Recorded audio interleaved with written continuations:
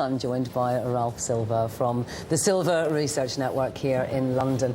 Ralph, thanks for coming in today. If we look at these results, first of all, let's break down the HSBC results a little bit more. Overall, it's good. The US result particularly important, right? And a complete and utter surprise. We didn't expect them to be as profitable in the U.S. We actually thought they were going to lose some money in the U.S. So it's an absolute massive turnaround for HSBC in that area. And generally speaking, they've done very well throughout the entire board. A little bit of weakness in investment banking, but there's weakness in investment banking at every organization. So I think they're doing exceptionally well.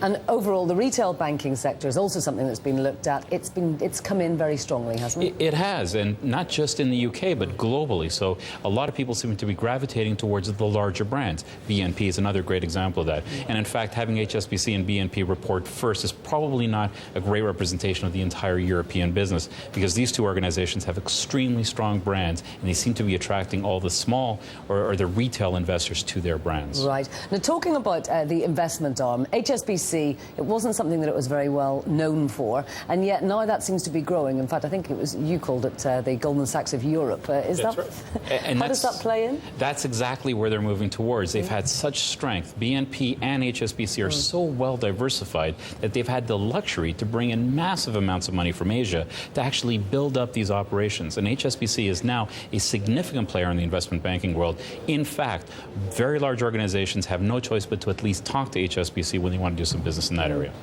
Now, here in the UK, George Osborne, Chancellor of the Exchequer, writing in the papers over the weekend, making it very clear that when these banks bring in big profits, he wants to ensure that those profits are used to give loans to small, medium-sized businesses and not to end up as bonuses. How much clout does he have with regard to that? And is that likely? Is that quite a simplistic outlook? It is a very simplistic outlook, and he has a lot to say on RBS and Lloyds, no question. But he's got no say on HSBC or Barclays, especially in the UK. The government is promoting an attitude in the UK where credit is to be considered a right instead of a privilege. And that is a fundamental problem that got us into these troubles in the first place. And also, he's very schizophrenic. Last week, he tested the banks to make sure that they were secure. They had reserves. Now he's saying, you don't want you to have reserves. We want you to give it to small to medium-sized businesses. We can't have both. So, George, make up your mind. Now, we've seen these two companies, very strong, the FTSE, the CAC, the banking sector rising on these results, but how representative are they of what we're likely to see in the rest of the week when we get earnings from a slew of other banks? I think generally speaking, large banks are going to be profitable. Are they going to be as profitable as HSBC and BNP? Absolutely not. They're not as well diversified as these two organizations. I've always thought HSBC and BNP was always a buy. They have been a buy for quite some time, but we still have to see what the other organizations are doing. But I suspect they're all going to be above the board. Even Lloyds and RBS in the UK, which are doubtful, are probably going to be profitable.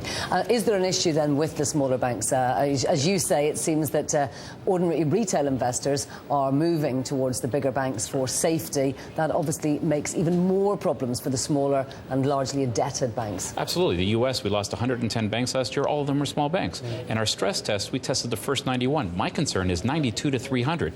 Those banks are all a big concern for all of us. We have to watch those very closely, because all those customers have accounts with the HSBCs of the world as well. Okay, and are we likely to see, do you think we're likely to see more banks closing in Europe? I think we absolutely will see more mergers, more acquisitions, and we will see at least 2 or 3 banks go under within the next 2 or 3 months. Okay, Ralph Silva, thank you very much indeed for joining us today.